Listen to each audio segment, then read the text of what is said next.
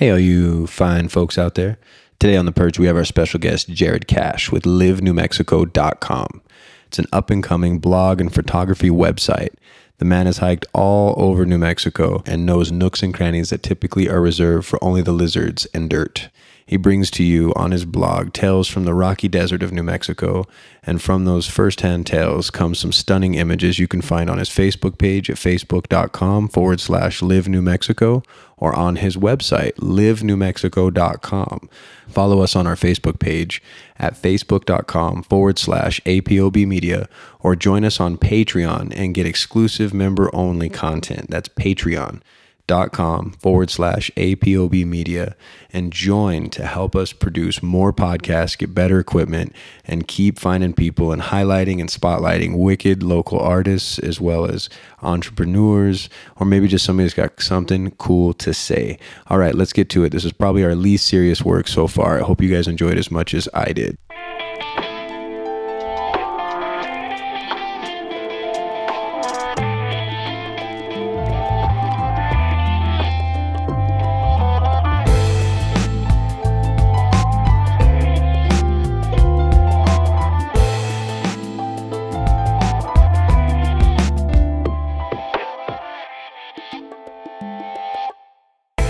Welcome to A Perch of Birds, episode number 2.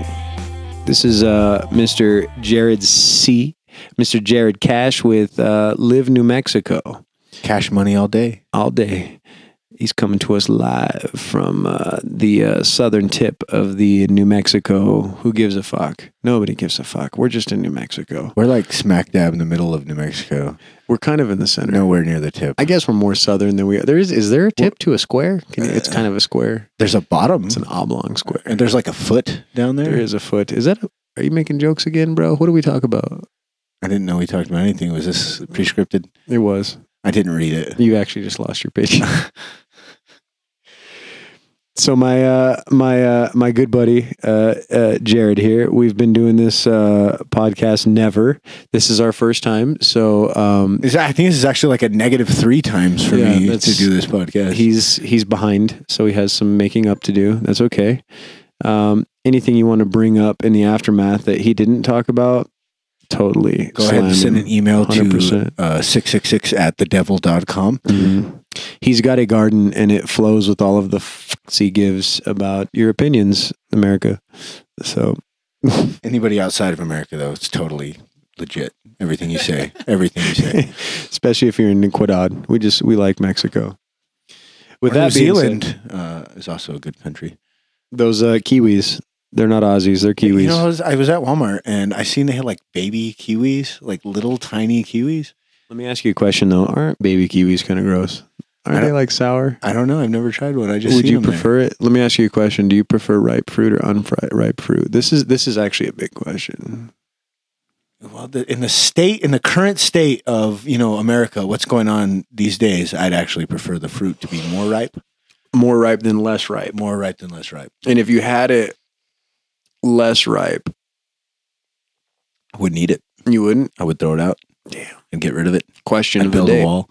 So your speciality is that you are an explorer of the New Mexican mountains. Which ones in particular would you say you prefer? The taller ones, definitely. Less than the hillier, shorter hills ones. Aren't. They're foothills are fine, but I like the taller mountains. I like the peaks.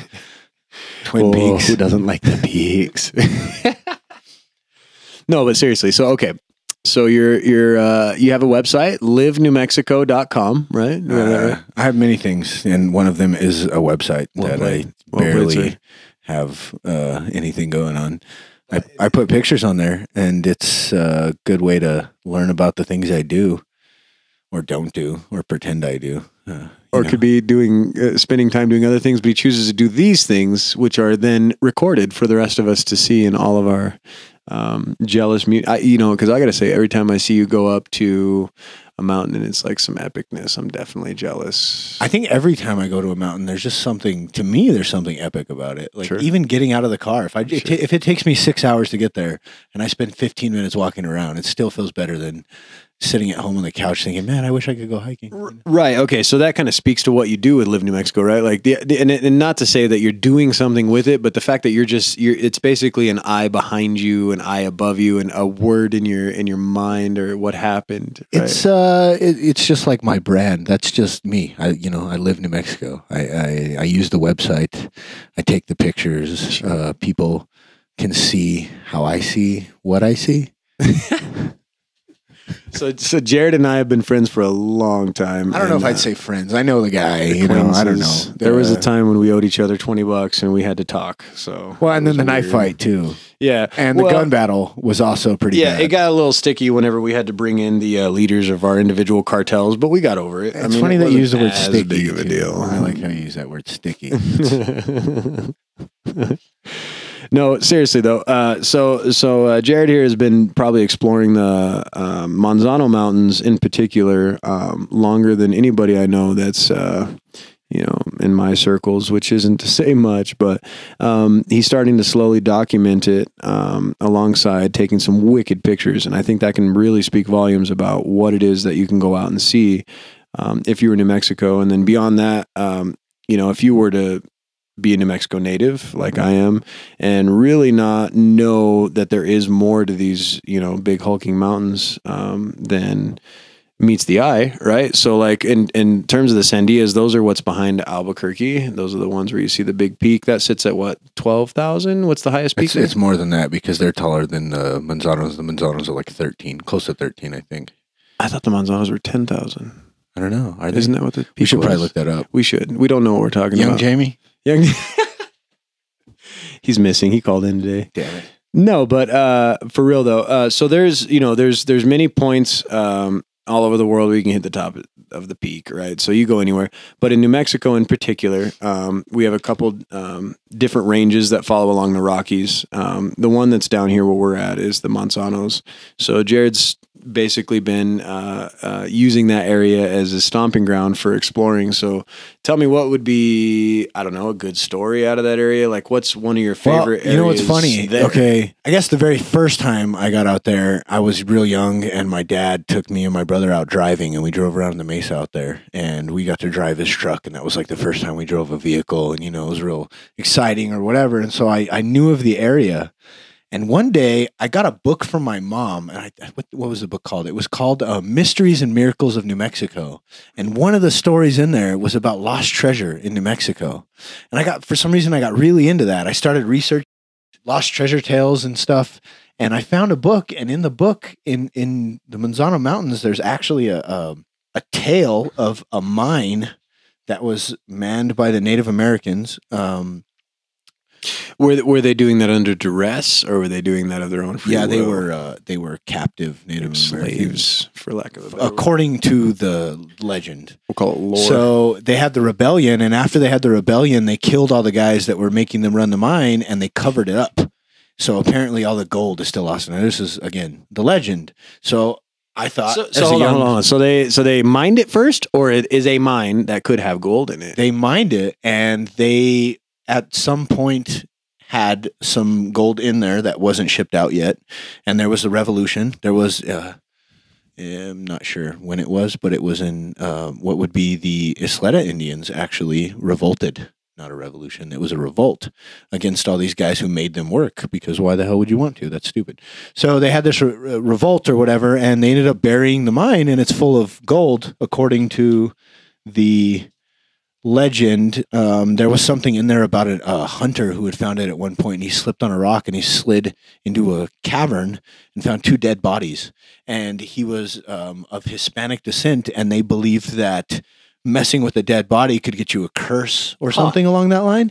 So he left it and never found it again, was the story. And it's all a story, and there's so many of them across this entire state because the state is so old and there's so many different legends and history behind the state. But that got me out there. It got me hiking. I would just go out there all the time. And I started out driving my mom's Durango to the bottom of the mountain. I would park there and I would walk around in the foothills. And the entire time I would have like my eyes swiveling around, looking around for a bear or a mountain lion because I just thought that I was going to get attacked at any moment when I was a young kid out there. I started hiking as soon as I had my learner's permit. I was out there by myself. Driving out there. Well, I've driven, and of course, I've driven from Albuquerque, so it'll take something like an hour at least to get to these areas that we're talking about. So it's just south of Albuquerque and what they would call the Manzano Mountains.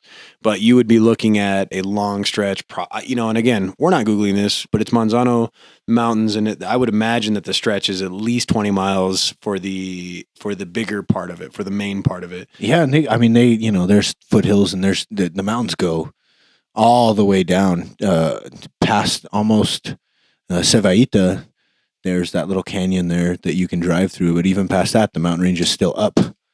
I've never been down in that area except for that one time. We found that rattlesnake. We found that ruin out there. The one that was like a house half built? Yeah, and we found that, and there was that big old rattlesnake. We seen the skin, and we started looking around and almost stepped on the damn snake that shed it. That was cool. So New Mexico is rife with rattlesnakes, of course. The only time very good creatures. They're not this demon lizard. They're not an audible rope with it. My ex-girlfriend was actually a rattlesnake. She was really, really good in bed. She was really good at injecting things to the conversation. She had a terrible bite, though. That's terrible jokes. Shit would get amputated after her bite. Don't let her mouth get anywhere around you. So I want to come back to a few things. One being that you do hike, but you hike with a slight disability, and I do want to highlight that purely because I think that a lot of people could use that as an excuse, and you don't. I am slightly retarded, but I still make it through the mountains. I've got lost a few times, but I end up coming out just fine. The government gives him money for his inability to be able to. I can't distinguish the different taste of crayons. I've tried so many times. Every color tastes the same to me. Okay, now we gotta talk about it. So Jared is missing a part of his leg, but it's not anything that would be like. I don't think that it's something that people cry about. I think it's one of those things that's just like, fuck, that sucks, because it's not like your entire leg. So I'm missing my foot. They amputated my foot. Yeah, they amputated your foot, but you've got to use a prosthesis all the way up to your knee. Prosthesis? Did I say it right? I don't know. Is that the word? I wear one. Prosthetic. I don't know. Yeah. I'm not one to judge. I can't even hike probably 5 days a week, but I think that Jared probably could. Dude, you're out there all the time. Like, what the fuck? I'm always somewhere poking around, walking through something, looking at something. Yeah, with a piece of carbon fiber as your foot, right? Do I have that right? It's carbon fiber, carbon graphite, duct tape, whatever I got laying around that I used to put it together. And then you broke it at one point, right? While you were in the mountains, like that was a legitimate thing? I broke one of them one time. I went for a hike and I had a crack in my leg. And I went out from my car walking up in this area on the backside of the Manzano Mountains in a place called Red Canyon off of Pine Shadows. Yeah. And I'm out walking around. And I get out of my Jeep and I walk for about 30 minutes and I hear this loud crunch and I look down and the bottom portion of my prosthetic leg had fallen off. And I was about, again, 30 minutes from my car. My leg had just broken in half and I just kind of sat down for a while and I looked at it and thought about what to do. And I ended up tying my shoe to the bottom of I took my prosthetic foot out of my shoe and I tied it to the bottom of my prosthetic so I'd have something to walk with. And I grabbed a stick and it took me about an hour and a half to walk back to my Jeep. I fucking drove straight home. I got my spare leg on and I drove right back out to the mountains because I wasn't going to give up on that hike. I didn't know that shit, I drove straight back to the mountains with my spare prosthetic on and I hiked around the rest of that fucking hike. Hey, I'll tell you what, man. That's what I'm talking about. So that's what's awesome. That's what brings the I say the originality, the authenticity to Live New Mexico, purely because I think that you've gone through, and that's just one scenario. We got more to come, but that's just one scenario, which to me it kind of beats all odds because how bad is it? I go hiking, I might, worst case scenario, sure. Anybody could break a leg or do something like that. But to know that you're going out there with something that could possibly strand you out there, that's huge, So beyond that, as much as he may not say so, I think that some of your hikes are just ridiculously epic, man. There was a mine that the guy took me to here. What was it, a copper mine or a gold mine? I think it was called the Lone Wolf one. I actually found that through a geocaching website. There was a geocache there. I had no idea about geocaching. So the geocaching, for those of you who don't know, is you use a GPS to find like a a certain spot that somebody's hid a box or a bucket, or sometimes they use ammo cans, and you go use your GPS to find it, and you exchange stuff in there. Sometimes people put magnets or trinkets, or there's been dead birds placed in there. There's actually one on the International Space Station. There's one on the North Pole. I don't know if it's as big as it used to be. It was really big for a while, but it's just this thing that I was doing for a while where I get my GPS and I'd go find all these spots, and I found this mine. And we went in there, and there was a fucking skunk in the mine. Wasn't there a skunk in the mine at that time? I remember there was a dead raccoon in there, and in the back there was a skunk. Yeah. Oh, I remember you couldn't see unless you had a flashlight, and that was key because you go to walk in there, and it's like, oh, I got this. And then as you go, like the deeper you go into the little cave, because it's on the side of a little hill. It's not like you think of a cave, you think of a big cave. No, this is a man-made cave that somebody dug out, or a group. Yeah, and the shape of it was actually the backwards F. There was one big long hallway that went straight to the back, and one fork off that went straight, and then about halfway up it there was another. And then there was some weird like little divots that they tried to like kind of start. I think they were digging or something. I don't know enough about mining. I know that you probably shouldn't be in there, but they're still fun to explore. And it was old as shit. But go ahead. Sorry, you got to be really careful when you go in there too, because you never know if you're gonna walk in and there's gonna be a bear or a cave-in, or like crazy people who like to smoke meth in mines, because this is New Mexico. The blue shit, Breaking Bad. And all that. It's just that totally makes. That's where they cook it. They actually found this mine, and this is fuck the RV. Well, I didn't know that you could mine it. I thought it was a made product, but apparently they're out there mining it too. My bad. It's misunderstanding the whole time. They mine it. It wasn't Breaking Bad. It was breaking back from all this fucking work that we're doing in the mine. Okay, I was out there actually today. I was out hiking, not making meth. I haven't done that in a long time. Or finding it, mining it. No. Okay. I was out hiking in the Manzanos today. Actually, I went for a nice hike. My parents were kind enough to pick my son up from school, so I didn't have to be there when he got out of school. Which I don't like to hike when I have to go get him from school, because I don't want to get fall down or break my leg again or whatever and end up. I would stranded. Be there, but this bone seems to be sticking out of my skin at a weird angle. Well, I had cell service on the top of the mountain. It's the weirdest thing. When I rolled down, it didn't work after that. You're right.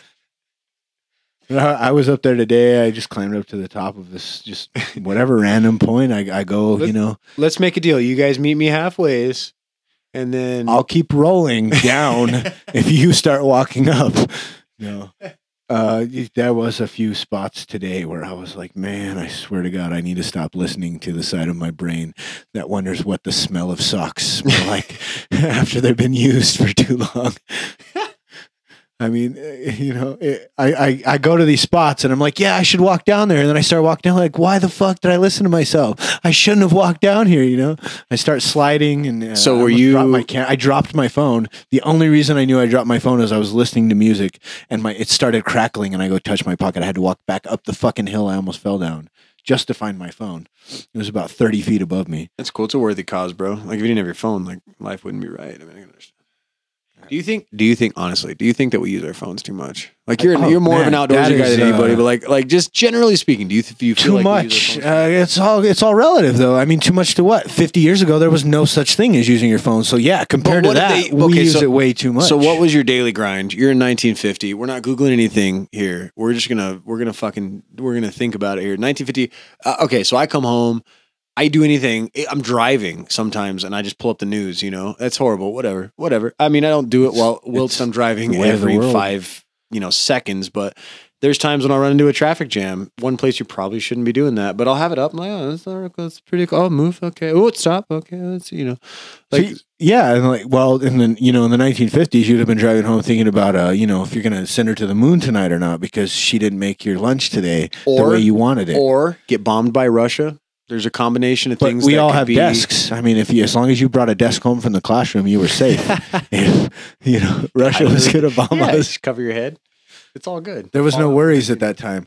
And then again, we didn't know what was going on unless the government told us. I say we as if I was there. You were there. They didn't know what was going on unless the government told them or the radio or some crackly news source. So let's talk for real though. Okay, so if you felt that the exposure to a phone happened from as early on as your boy who's 7, right? Your 7-year-old boy. If the exposure happened as early as he has had it, or earlier that you have had the cell phones in your adult life, right? You're born in what, 89, 80, 87? 87. We come from that weird generation. We're right in the middle, man. We got to grow up halfway, right? And then they thrust all this shit in our face. Well, I remember riding bikes at home and then thinking, man, I wish I could play some video games, but only my friend has it. I didn't have one at the time because they just came out with something. Yeah, you know, they had the Sega and Super Nintendo and all that, but the 64 was coming out and everything. You know, the internet barely got going when we were growing up. I remember days. Hell, I think it was being mainstreamed right around 90 something. There's no way, because I think the first picture that actually hit the internet, and please check me, but I want to say 1993 is the earliest picture to ever be produced to the internet. That they're willing to admit. I'm brain Googling this. Are you guys ready for that? And if I'm right, I win $1,000 from GE Electronics for a new monkey washer, and it has to have the conditioning thing to it. GE. Does it have the banana dispenser as well? The banana dispenser is the only way to go. If you don't go with the banana dispenser, then your monkey How come won't runts don't taste like actual bananas? They don't, right? But I love the banana ones. I will choose those over all of them.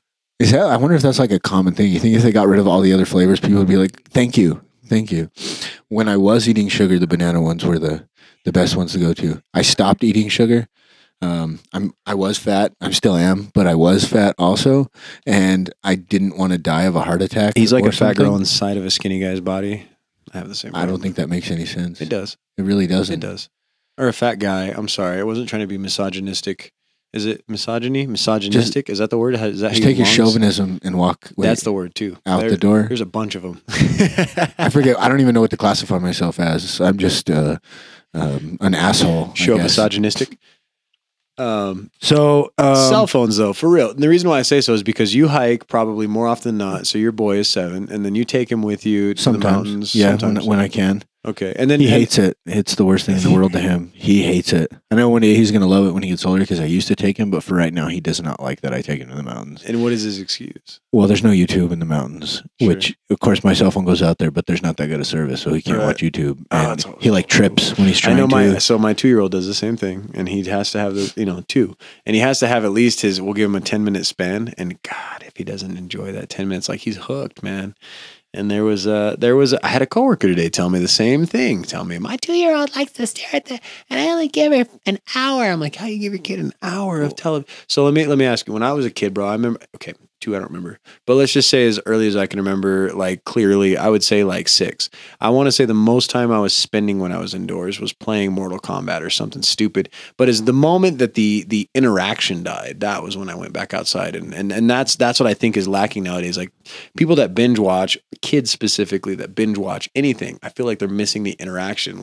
Even video games, how much interaction do you have? I don't know. You have to decision make and coordinate and Well, video games do bring something. They bring an escape. It's like reading a book or watching TV. So your parents will argue with you that video games are terrible because they came from a generation where watching a TV is perfectly fine. You sit in front of the TV and watch 75 shows, and that's fine. But if you sit in front of a video game, you're wasting your life. Right. Which doesn't make any sense to me because there was probably people before them who were you guys sitting here reading books. You all know exactly what we're talking about. Any millennial cats out there, you know what's going down. I had my mom hunt my ass up when I would not do exactly as was asked. And in particular, the usual as was not asked was hey, go take out the trash. Mom, let me have 5 more. Okay, so let's talk about, I'm going to date myself right now. So with Halo, I had the original Xbox and Halo 1. And then I got a job at GameStop. Fuck yeah. At 15, and I was there while they released Halo 2. This is America, bro. Never played Halo, actually. Not even, are you serious? I watched a guy play it one time. No, I don't think I've ever touched a controller with Halo being in the console.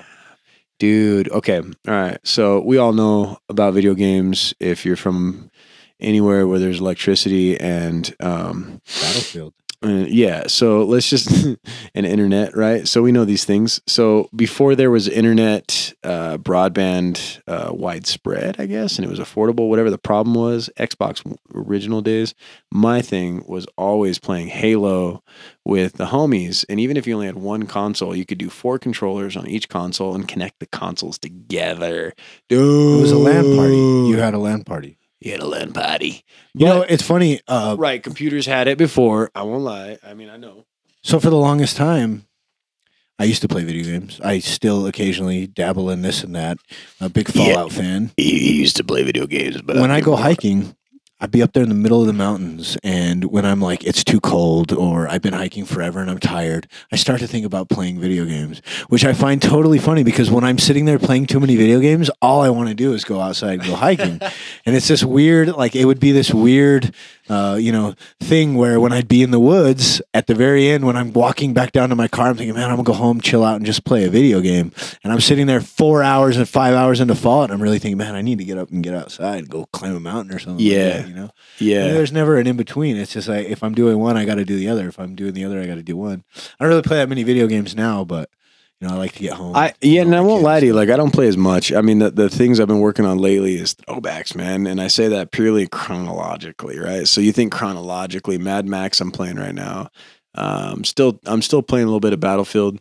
The next thing that I'm watching out for, and I might catch some grief for this. Throwback, and you say Mad Max, I think you're like throwing back to yesterday. Is that when you're like, was that the throwback that far? Did you throw back that far? The game came out like 2014, bro. If I was to try to talk about I'm playing on my DS. All right. I'm playing Ocarina of Time on my DS. Wrong word. That's a throwback.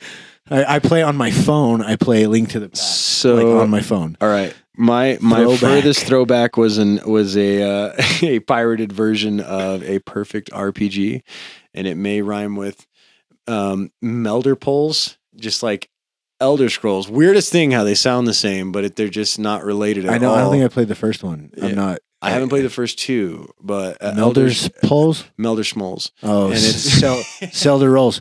Yeah, that's the one where you can like name your special ring that makes you invisible, and after 37 moves of the controller, you can pull out your sword and attack the skeleton that has already raped you 7 times. But they have a bone organ that you didn't know existed, and once they become skeleton form, they have bone dicks. Just they have I've obviously that never noise. been around too many skeletons because I forgot that part. He just rubbed his bones on me. Dare you click clacking sound. Rapes are not a joke. It's not a joke. They're not a joke. Sexual. It's just really not. When you get raped by a skeleton, that is not a joke. Okay. You get really upset that you were not faster than a skeleton, though. When was the last time you went hiking? When's the last time you've been in the woods? Video games and hiking, they go hand in hand. Live New Mexico. What doesn't go? I mean, for me, everything goes with hiking. I have gone from my car, got out, put my backpack on, got whatever else I'm taking, my gun. I always take my gun with me, except for the time I forgot it when I was like 14 because I didn't have one.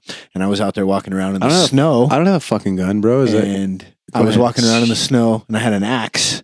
And I don't know why I had an axe because I was watching Survivor Man at the time, and this was like part of the. So that came out around the same time I started hiking. You need an axe. You can't go to the mountains without some. I don't have one anymore, but at the time, shit. I brought my axe with me. Well, the thought was that if you didn't have a gun, you had an axe, right? I was going to chop down a tree and build a house to stop the bear that was attacking me. Makes sense. So I'm walking around with this fucking axe, and it's snowing like crazy up there in the mountains, and I'm walking around in the snow, fresh snow. Nobody's been up there yet because it just started snowing, so I could tell because there was no tracks. And I'm walking around, and I get this really weird feeling. It felt so awkward up there. And I feel like something's watching me. And, I was really young. I was probably 16, 17 years old walking around up there.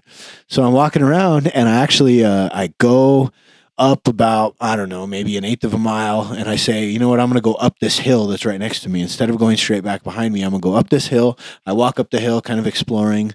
I come back down on my own tracks about 500, 600 feet from where I went up the hill. And there's freaking tracks in the snow. And I'm not, at the time I was 17 years old. I didn't know. What kind of tracks? I'm pretty sure they were mountain lion tracks, man. And that was what was giving me that feeling back there, So now we're in the Manzanos. Yeah, that was in the Montanos. That was in what's the name of that camp trail? There's so many different trails up there that I hike on. Then there's the different names that they're known by as well. There's like Water Pipe Canyon and Monte Largo and Trigo and JFK and all these other ones. But yeah, that was one of the trails I was hiking in that I guess I got followed by a mountain lion. Like I said, I was 17. There was tracks in the snow behind my tracks, and they weren't there when I walked through it. So something was there. Never seen it. I just had this really bad feeling when I was out there.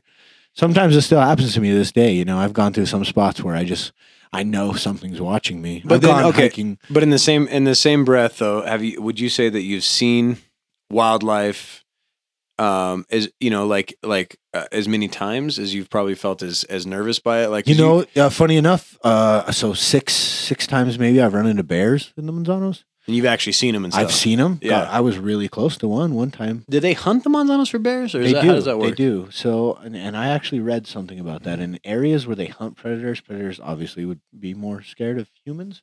They hunt mountain lions in the Manzanos. They hunt bears in the Manzanos.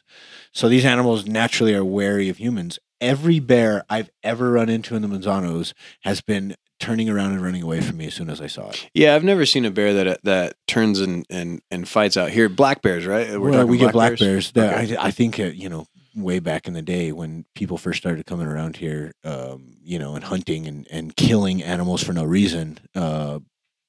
Just because they were afraid of them, there were still grizzly bears in this area. In fact, there's actually jaguars in New Mexico. Jaguars are coming back to New Mexico from Mexico. I was going to say, I know that they're supposed to be more. Jaguars will hunt and kill people. They won't eat them. They will hunt and kill people. I don't know. They might eat them. Hell if I know. But I know that they're one of the predators who will actually directly hunt human beings. And they're coming back to New Mexico. I love hiking here. It's amazing. Live New Mexico. That's part of it. That's what I do. I live in New Mexico. I was out in the Ladrone Mountains a couple weeks ago. Now the Ladrone's part of Rockies, right? The Ladrones are they're called a sky island or something like that, where they're just basically like a part of the earth that's been pushed up in a random area where there's nothing else around it. Like a mountain range is a long stretch of earth that's been pushed up. The crust tectonic plates, miles and geography, miles, like the Rockies or the scientific words. We're going to throw those out there, and they've been pushed up. Well, the Ladrones are not a volcano because a lot of these singular mountain type terrain, features that you see when you look out on the landscape. When you see this one little hill, a lot of them are volcanoes in New Mexico. There's a lot of volcanic activity. The Ladrones are south of Belen. They're 70 miles from Albuquerque. They're a little bit south of Belen on the west side of I-25. And they're just out there. You would miss them if you weren't paying attention. Well, there's no water near them, so I feel like they get less populated than any of the lakes. It's a desert. The Rio Salado is a drainage type, it's an arroyo, but it doesn't flow with water. Although the name is Rio Salado, which is like some type of river. It's just not fed in the same sense like the Rio Grande is fed by the Colorado Rockies. Hold on, podcastians. We're going to go for some Googling here. Salado. Continue. The Rio Salado is a drainage that leads from the south end of the Ladrones into the Rio Grande. And the interesting thing about this arroyo is, so back in the day, this was a Wednesday, Dane Cook. Let's go with that. Okay, back in the day, people would come from Mexico into Santa Fe, and they would, or wherever, they would come from Mexico into different parts of the country, different parts of the state. And when they were walking on the El Camino Real, does that sound right? Coming from Mexico, they would take this trail from down there to up here, and they would pass by the Ladrones. The word ladrone actually means thief in Spanish. So the Sierra Ladrones are... Thief. Yeah. The Sierra Ladrones... Robert, we Googled it, so it's legit. Supposedly are named after all these people who would rob the pack trains moving up and back and forth from Mexico. Another one of these treasure stories I read about had to do with the Ladrones. Because you always told me that there was gold supposedly stored there. So supposedly these guys legends would rob the pack trains and they would go hide up in the Ladrones because there's so many canyons up there. And I hadn't been up there. I went up there one time with a buddy of mine, and he ended up getting a cactus in his face. We found like an arch up there. We messed with some coyotes, but we didn't really do much exploring. We did a little bit of hiking, seen some deer and stuff like that. I went up there the other day, 2 weeks ago, and I found some old ruins out there. I found a whole bunch of mines, all kinds of weird... At the Ladrones? Yeah, I found some mines up there. I found this really weird area where they had like a concrete slab poured, and they had excavated a ton of dirt. They didn't like dig a hole straight down. They just took all the dirt out of there instead of, digging like a shaft. Okay, so that's touching on something. So did you feel like it was government or private land that you were walking on? Like, is there signs or something? No, you know what? There was a sign there, and it was I'm pretty sure I was on the BLM part. The south end of the Ladrones is in the Cevaita Wildlife reserve. Refuge So or whatever. yeah. So I mean, you're not supposed to be in there, but they always have signs. They have like the duck or something on it. The spot I was in, there was a gate and it said no vehicle access after this point, but it was BLM land. And there was the ruins up there. They were pretty cool, and they're actually on my site. I got a couple of pictures I posted on there. I got some good black and white ones. There was some that actually had the door frame in them still, and were like 4 feet tall. You know, they were rock. It was a rock house, and they didn't have the roof on it anymore. Or I don't know if it ever did. Who would have made these? Like, what was there? People that own the land? So I think it was at one time the government was trying to get people to rent in that area, and they built these subsidies out there. You know, and they wanted people with low income people to be renting in this area. Right, there was no utilities or anything, but they were still going to charge exorbitant amounts for rent. And of course, you know, the milk trucks wouldn't be able to get out there. I don't know. How dare you? It's got a nice view. The history of the mountain, that particular spot in the mountain, I guess there was, you know, people farming. There was probably people out there. It had to be ranching, sheep, cows, stuff like that. It had to be one of them, as far as I know. I don't know. I didn't do enough research. I just found these old rock buildings and took some really cool pictures. And I looked in some mines, and I tried not to fall in them. I was successful as not falling into mines because they were straight down, like 40 feet. You're not. No, you don't feel dead. Yeah, I don't think I got left out there because I was hiking today, and I almost died. So I flirt with death enough that I know when she's around because I know death is a she. But did you find water out there? Here, the drones don't have any water, right? Isn't that like supposed to be one of the big things? I didn't like. There was not that I could think. Well, there was actually on the bottom of that weird excavation. There was a puddle. It's full of water, but I don't think there's any running water. If that's what you're asking, like we'd see out of the Manzanos, because I know for a while today there was so much water in the Manzanos. I would say that today the Manzanos were moister than an oyster. Was it?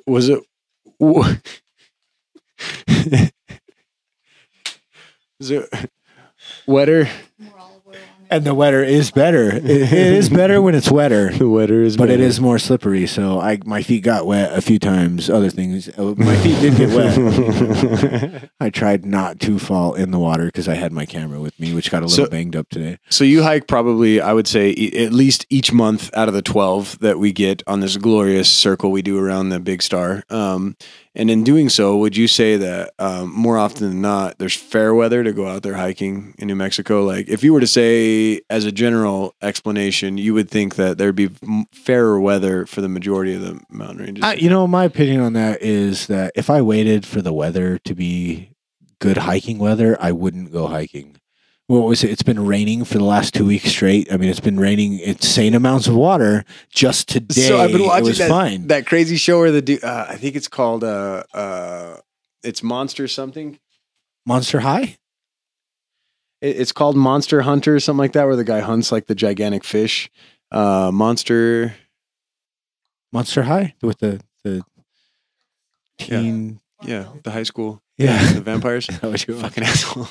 No, the dude hunts these gigantic fish, and he was looking for grouper, and he's out in the Florida Everglades, and the dude's like, "Hey, there's a storm coming. We got this," and they hang out until literally they have to bail at top speed, going in one direction towards the beach. So last 2 weeks ago, whenever I was out there in the drones, it was getting really cloudy where I was at, and I was like, you know what, I need to leave. So I get in my Jeep and I drive home, and literally 5 minutes after I get inside and start editing my pictures and stuff, it just starts, I hear this tapping on my window. What the hell is that noise? I look outside and it just starts gushing. It was one of the days in Belen where all over Facebook and everything, they're talking about all this flooding because there was, 6 inches of rain, and we don't get that in New Mexico. So everybody freaks out. Other places in the world, you'll get 4 or 5 feet of rain, and they're like, "Oh, that's a Tuesday. That's why we built our house on stilts." But over here, everybody's like, "Oh my God, we got 6 inches of rain," and they start freaking out and losing their minds. Hey, I will echo that with New Mexico drivers, because New Mexico drivers can't handle an inch of rain. I think drivers in general just don't do well with change. This is true. It's the fact that in New Mexico we don't get rain. If we got rain every day, everybody would be like, "Oh, it's normal." They're like, "Oh my God, we got so much rain. I didn't put new wipers on because we never got it before." So I'm gonna lie to you, I'm that guy that you can see. It almost looks like my windshield wipers have dreadlocks because there's shit flying. I hit the button. And it's I can't barely see out of my window. There's so many cracks on it. So the windshield wipers don't do too much other than just shred themselves on the cracked windshield. I don't mind where I live though, because at least it's all paved. Where I lived before, so far south, I would always have. We got to knock on wood at this point, but in New Mexico, we really don't get anything natural disaster wise. We'll have a little bit of a fire. Maybe it gets cold. It got down to like -20 or something. Right. Wasn't it like really cold at one point? And they had to send out like the National Guard to do some blanket because and people's pipes busted.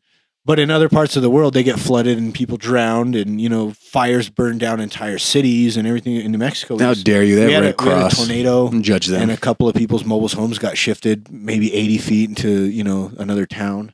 But other than that, it was not a big deal.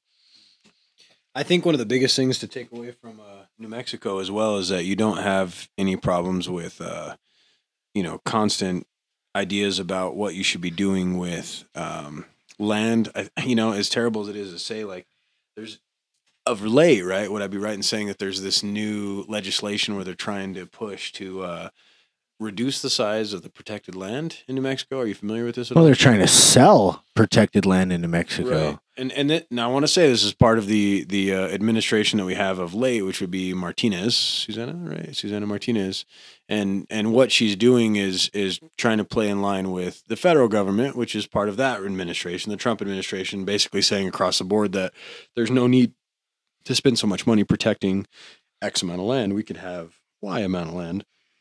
And in doing that, there's been a lot of calling to, the federal reps, which I feel like is governors, which I feel like is, people that are closely linked to New Mexico. I actually have a link on my site. I think it's change.org. Yeah. There's a link on my site to sign a petition to not allow them to sell our land. It's public land. A lot of people don't realize it, that, the places that I go hiking, it's yours too. You can go out there and do whatever you want. Don't go out there and shit all over my trail or something. Right. So we're talking about Manzano, the Manzano Range. Is that mostly BLM or? The Manzano Range is actually in the Cibola National Forest. So the BLM, I believe BLM owns. What does BLM stand for? Bureau of Land Management. And then they're a federal agency, right? Yeah, I think so. They deal with a lot of the land that just kind of gets in the middle. It's not this real pretty scenic land or something. They do a lot of different things. They regulate people's grazing and stuff like that. The strange things. Yeah, and the other thing that they also handle too, which is big, that I think a lot of people don't understand about federal agencies or the programs, but a lot of the things that they do is like leasing, and they'll lease to farmers to be able to have their cows be able to graze the land. And the purpose of that is twofold. One, to fund part of BLM's, it's just like their operational costs come from that leasing, but in the same breath, that those cows, as much as I guess you can call them an invasive species, they are actually trimming the land, right? I hate those cows. They destroy the trails and the mountains. They shit out Today there's cow shit everywhere you go. I will say that the trails get fucked up because the cows mess them up. The BLM actually does mining and oil stuff too. They manage all that. See, and that's what I'm saying. Like, I don't understand why we can't have the Republican Party come together to kind of understand that we're not. I don't think it's like a big divide. It's just more of like a mutual understanding. Like, hey, we get it. Like, there's money being spent on areas that may not be addressed by any of the public for X amount of days or years, even. Where you got like something like the Appalachians, where you would have people that go out of their way to spend months in those mountains, and I think that those would be more. Put in like the public spotlight, you know what I mean? If something was to happen, whereas down here, let's see. So Silver City, what's the range around there? What's Gila Mountain? The Gila's? That was that's supposed to be the first mountain range that was protected. Yeah, was it Roosevelt? Yeah, and one of those presidents went out there, and John Muir was in that area. He did a lot of stuff out there. Who's that? He's a famous outdoorsman type person. Well, and just to say, I know that for a fact that that area down there was supposed to be the first to be protected federally by the U.S., and then that kind of contributed to a program that expanded to the entire continental. I mean, anywhere across the U.S., you're going to see spots that are protected in almost every state. And, but to go back into the kind of veer the conversation in another direction, like one of the best things about New Mexico is that you can go 50 miles in any direction and end up in a totally different area. I mean, you want to go maybe a little more than 50 miles, but you go down there to White Sands and you have this amazing sand dune, almost like a desert. It's this totally different area where there's white sand and it's just white, and there's all these different creatures out there that are amazing animals that have adapted to that environment. They live out there. You can find pronghorns. I've got to bring it up, man. So your Live New Mexico is a blog. Yes. Ish. Yeah, blog-ish. And then this would be your first podcast for it, right? Yeah. And hopefully some more to come of that, possibly after excursions, pre-excursions, on and so forth. But beyond that, would you say that like you visited White Sands, you visited these spots? Would you take a GoPro with you? Would you start a YouTube channel? Are you going to do that? Is that going to become a thing? When I get the funding, I will buy me a GoPro. I want to buy me like a camper, a fifth wheel or something like that to drag around all over the state. And that's all I want to do is just film. I want to go out and film. I have a job, and you ask somebody, what do you do? And a lot of people are like, oh, I'm an electrical engineer. That's what I do. That's me. And I'm not like that. I could care less what my job is. It doesn't make me who I am. My job pays a few bills so I can go do what I like to do. But so what are you trying to do by showing people? What do you want people to see?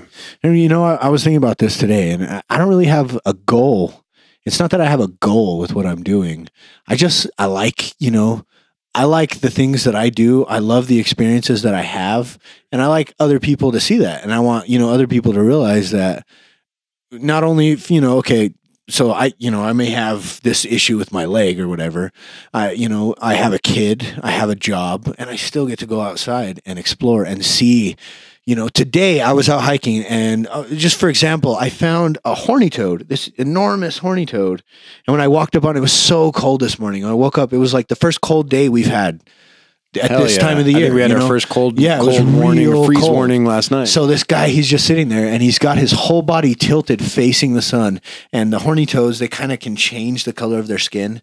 A lot of reptiles have this ability to kind of darken their skin, like a chameleon, but not as people think a chameleon can just go to invisible or polka dot or whatever. It doesn't work like that. But they can kind of darken their skin up so they get that extra sunlight. And I just found him today when I was out there hiking. I come out there and I find this horny toad. One of those pictures is going to end up on my site. So you'll be able to see. I might throw in a little comment about how I found this horny toad. I actually found a bunch of crows out in the middle of a field, the mesa out there. And I went to go walk out there on my way up to the mountains, and I come across this horny toad.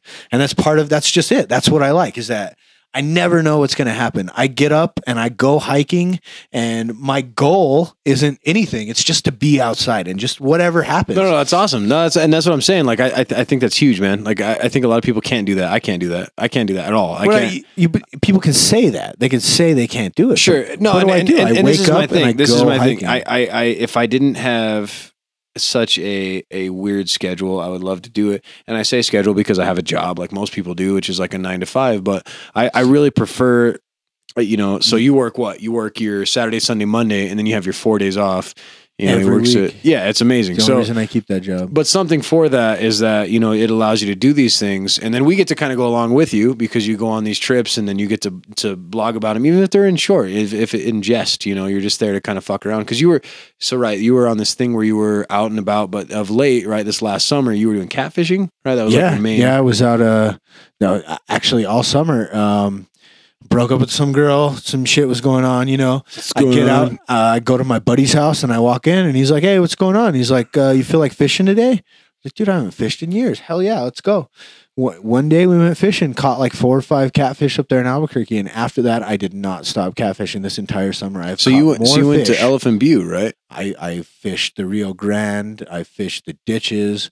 I fished down in San Marçal. I went all the way to Elephant Butte. And just for everybody to know, when we say ditches in New Mexico, that's a lifeblood kind of a thing. It's not like ditches you'd get runoff from like a city. You're talking about ditches that actually go to farms and grow crops. So full of water all year. The ditches we fish are full of water all year. 8 months out of the year, you'll get fish in every part of these ditches all over the place, because before they didn't have this, and you would either pump groundwater or you would deal with seasonal flooding. So in the 30s, they created this amazing system that it basically punctures every part of where you would want to have water, including going back. I mean, because we only have the Rio Grande, and then the Rio Grande is the river that you speak of, and then all the ditches that come off of it would have those same fish in it, right? Yeah, there's actually a lot more different types of fish than people realize in this area. Again, I hadn't fished in years, and this year, my buddy, he said, "Let's go fishing." I ended up going fishing